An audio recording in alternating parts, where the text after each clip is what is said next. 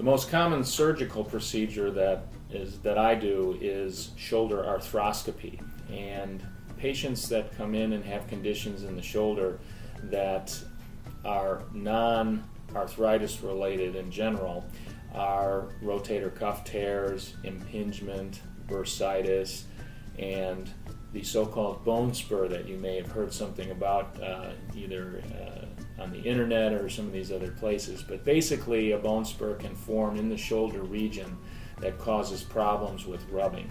And once we have failed our conservative treatment, we next go to shoulder arthroscopy. And the arthroscopy is done as an outpatient procedure,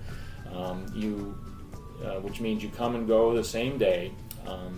It's a procedure that is done with an anesthetic, and once you're anesthetized, we basically make small holes in the shoulder region and place a scope and small instruments into the shoulder joint so that we can perform various procedures, which would include removing the bone spur, repairing the rotator cuff, and there's a number of other procedures that we can do inside the shoulder with an arthroscope.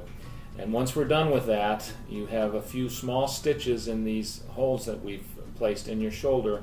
You receive a bandage and you go to the recovery room, and within about an hour or so you'd be leaving the center. So you're usually in the center for around 3 hours total from the time that you come in and the time you go. Patients will wear a sling. If you've had rotator cuff surgery, you're going to need some therapy for that, and the sling will have to be worn for longer. But if you don't have the rotator cuff repairs and we're removing bone spurs or just doing the so-called cleanup in the shoulder, you won't have to wear the sling for a very long period of time. There is not a lot of pain associated with this procedure. In the beginning, you do have to take some pain pills. You don't have to take them, but most people need to take them, which goes on for a few days to a week or so.